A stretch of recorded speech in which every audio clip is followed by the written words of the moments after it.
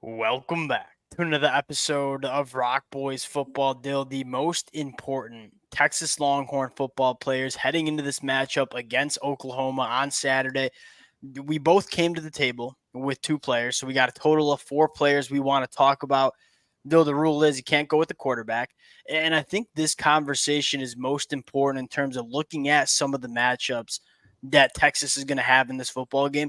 It's not necessarily the best players on this Texas Longhorns team, but more importantly, you look at Oklahoma, what they have, how Texas matches up against them, say what players need to have good football games to put Texas in a good spot to win this football game. Fired up to get into it now. Before we do, and as always, I think most importantly, to the Texas fans listening to this, but also the Oklahoma fans who I'm sure are going to listen to this as well.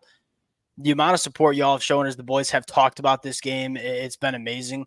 Many of you guys know this is one of those games that we've loved talking about for the last couple of years.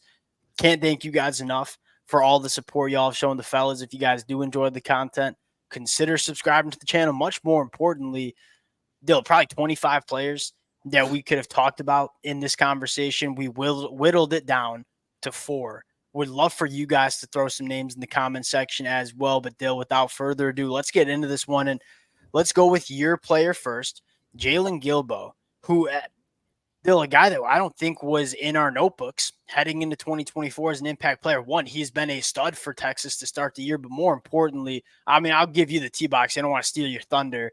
Why is Jalen massive player in this football game here? Yeah, I mean, I think at the end of the day, anyone who's watched Oklahoma kind of gets the sense of, at least I get the sense, it runs through Deion Burks. If they're going to be making plays, he's typically been the guy making them. And obviously a little bit of concern if he's going to play this game or not. But I have to think if he's even remotely healthy, he's going in this. This is obviously Oklahoma's biggest game of the season. So I presume he's going.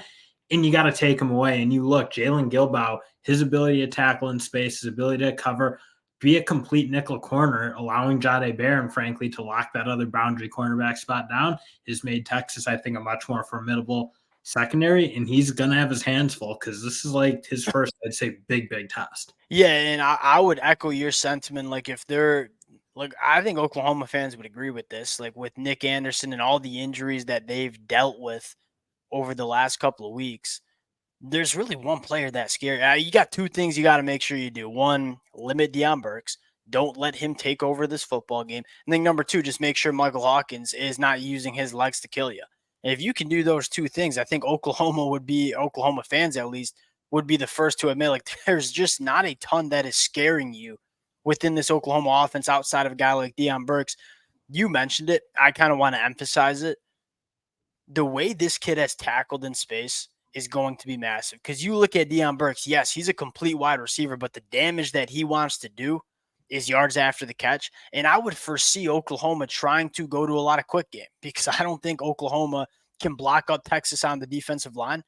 And so I think the ball is going to be coming out quick. They're going to try to manufacture explosive plays in terms of yards after the catch. And if you can limit that from Deion Burks, man, I think it puts you in a really good spot to win this football game. Now, Dill, I'm kind of going to break the rule a little bit.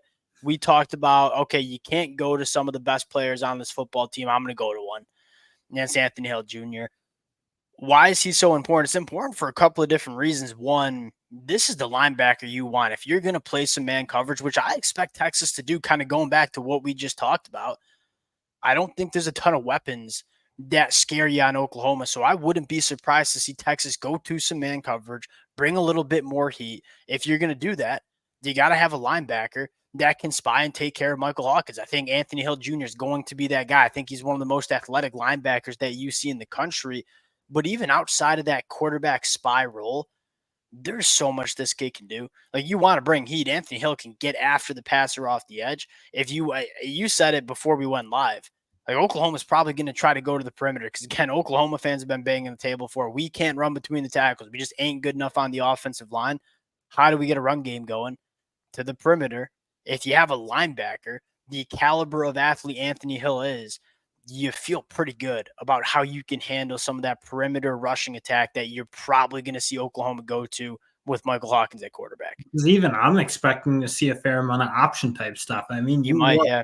you can't. I don't think if you're Oklahoma, run the same offense you were running with Jackson Arnold. I mean, if you were going to do that, then just leave Jackson Arnold in because he probably is the guy to do that offense. But like without an offensive line that's particularly capable of doing the basics, if you will, I think you got to get to some of that read option stuff, a little bit of that speed option stuff. I think that suits Michael Hawkins' game, and that's where again, you just saw how difficult that was for Alabama to deal with against Vanderbilt. You saw how slow those linebackers are playing and how unsure of themselves it felt like they were playing at times. Again, you need this Texas defense to be able to handle that, be really, really aggressive, make a lot of plays. And I think he's kind of the guy you look at. He's the leader. He's the guy on this defense. And you kind of said it. I mean, his ability to cover a lot of ground and be really, really explosive once he makes a decision is really well suited, I think, to deal with that type of stuff. And what I would know with Anthony Hill that's been really impressive is it's coming together between the years. This kid was a freak athlete as a freshman. You could tell he was a freshman at times. You watch him now and say this kid's in command of what he's trying to do on the defensive side of the football. And that's what really matters when you're playing linebacker. Like you want to have those elite instincts. We know the traits are there for Anthony Hill. I think one other thing I'd add is if there is another thing that you're worried about, if you're Texas, maybe the tight end Bauer Sharp. I think, again, Anthony Hill, what makes him so special is he can go sideline to sideline and fit up the run. He can play that quarterback spy role if you want him to. He can also carry tight ends up the seam, and this is 6'3", 240 that runs like a defensive back, quite frankly. And so whether it's taking away Bauer Sharp, whether it's spying the quarterback on Michael Hawkins, whether it's going sideline to sideline, all the things that he can do in this football game, I think he's going to need to do. I think he's one of the most important players on this defense every single week. It comes down to the fact that like Oklahoma just doesn't have a ton to do on the boundary. Like, I mean, you put a guy like Malik Muhammad on this, but I don't think he's really going to be tested. It's going to be those.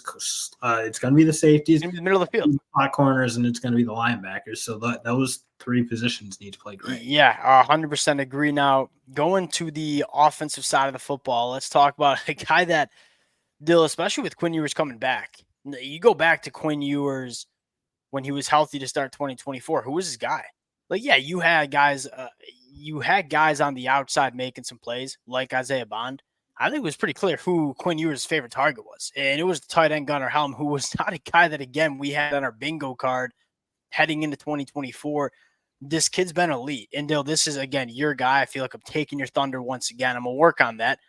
Sell us all on Gunnar Helm being an impact player in this football game. I think a lot of it is you've seen Oklahoma try to take away the middle of the field effectively. As Zach Alley comes in, their safeties have more responsibility to take that stuff away. But you look, Kendall Dolby going down for Oklahoma is a big loss. I mean, he is probably that cheetah position that they like to play more like a slot corner, safety linebacker hybrid is really important in what they're trying to do. And he goes down. I think you look, you're going to have a young kid out there probably making his second start.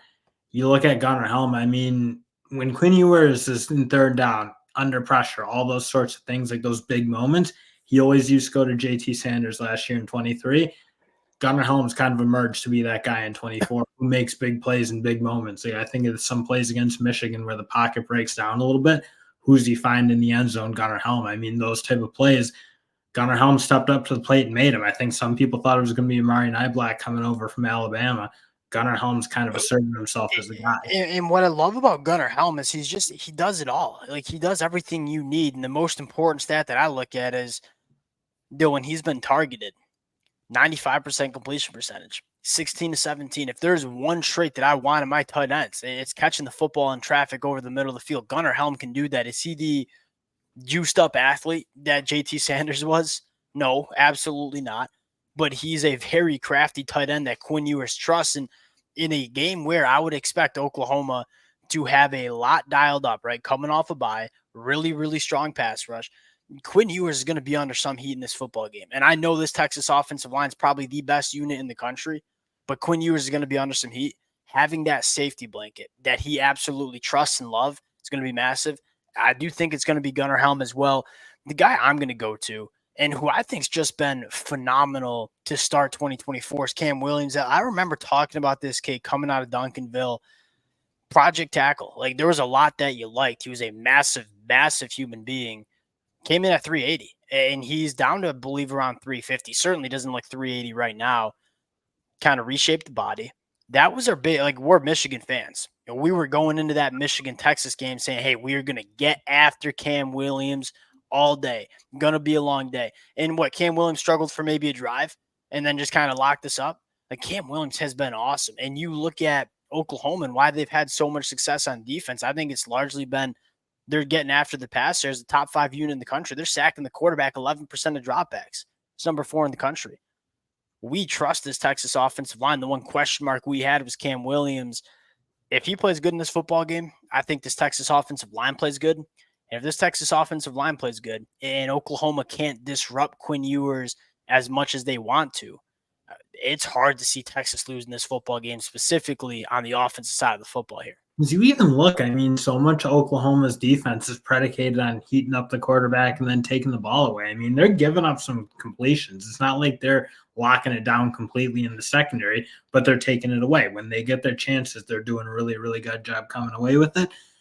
If Texas can kind of play the way they've been playing, even going back to that Michigan game where, like, I mean, Quinn Ewers was under pressure a couple times. He made a couple plays, but for the most part, they did a really good job keeping that Michigan defensive line in check. I just don't see how Oklahoma, like, their defense isn't really designed for that, to be able to play and hold up in coverage that long, because they have been leaving their corners on boundaries, or on islands, I should say, a little bit more. And again, you look at the Texas wideouts, like, they haven't missed a beat. You have guys like Isaiah Bond who can make big plays. I think if they can keep Quinn Ewers clean, like, they'll pick them apart a bit, I think. Yeah, I think it starts with that. You keep Quinn clean, you're probably going to have a good day on offense. It's hard to do. Like, this is a good Oklahoma pass rush, but I think this might be the best offensive line that we see in the country. At least I'm starting to come around to that idea. We'll close it out there. Appreciate you guys rocking with the boys again. Let it fly in the comments section. Feel horrible. I mean, there are a couple other honorable mentions I had. Colin Simmons, like, just up in these Oklahoma offensive tackles all night. Like, I think that's something you're looking at. Even Vernon Broughton on the inside. Like, this is an Oklahoma offensive line that struggles big time. You got some difference makers in the pass rush. All spots of the defensive line. Certainly could have shouted out some of those guys. Appreciate you guys rocking with it. If y'all do enjoy the content, consider subscribing to the channel, and we'll talk to y'all later.